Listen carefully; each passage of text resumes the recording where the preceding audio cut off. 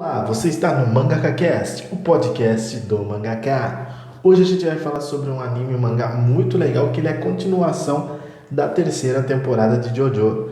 JoJo Bizarre Adventure é muito legal, recomendo se você ainda não assistiu e não leu, recomendo bastante.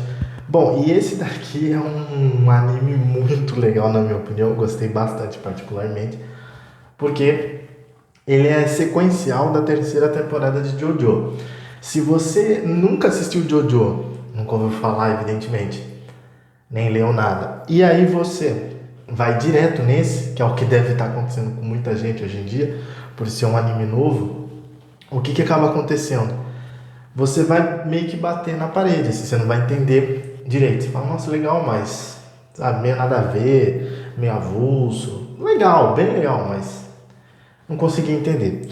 O ponto é o seguinte, é que na realidade, JoJo, a primeira temporada tem muitos episódios, a segunda temporada tem muitos episódios, muita coisa acontece e o roteiro é acima da média. A terceira temporada é boa também, já é mais compacta, né? Não chega a ser curta. No caso, a primeira temporada é muito voltada à questão do Dio, né? A segunda temporada eles conseguem desvencilhar disso muito bem, fazendo aquela questão dos três caras lá que estavam como se fossem petrificados, né? E aí depois da puta trabalheira lá, enfim. E aí depois a terceira temporada já é uma pegada muito diferente.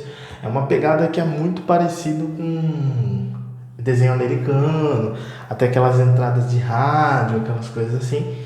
Bem entretenimento, né? Bem teen mesmo.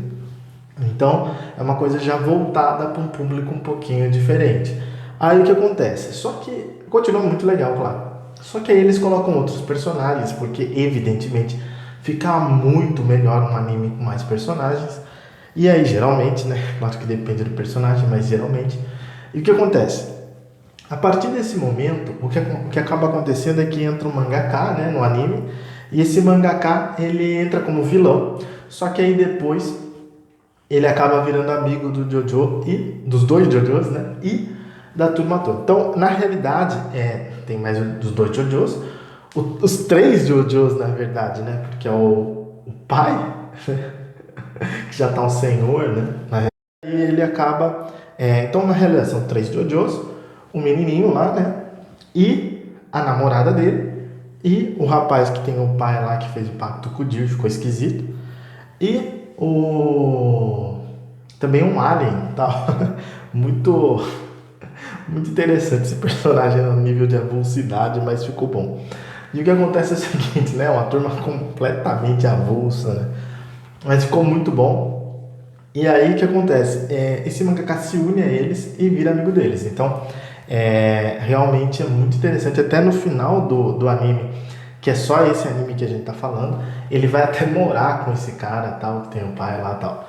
Então, é bem interessante porque ele é um mangaka que faz muito sucesso na época, e aí depois ele acaba falindo, tal, enfim, assista lá, vale muito a pena, mostra o motivo dele falir, e é bem interessante. Na realidade, esses 4 primeiros episódios são muito tops, na minha opinião. Óbvio que ficou aquela vontade de quero mais, né? Mas o que acontece? Esses 4 episódios eu gostei porque eles são episódios que tem muito conteúdo mesmo. O roteiro de Jojo raramente deixa a gente na mão, né? Geralmente são muito bons, como eu falei, são bem acima da média, são muito legais mesmo. Por quê? Porque eles não deixam a pessoa assim, sem a resposta no próximo episódio, na próxima temporada, aquela coisa meio avulsa de terminar logo e ficar uma porcaria. Não. Eles realmente se preocupam em fazer uma história com começo, meio e fim, ambas as partes interessantes e sem lógica, né? Sem aquela lógica, sabe, muito racional, que você fala assim, já sei o que vai acontecer. Não, você nunca sabe o que vai acontecer. E isso é muito legal.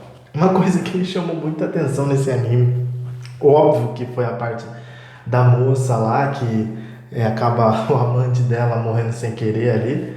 E aquele episódio sensacional. E também um outro episódio que é o episódio da corrida da esteira ali.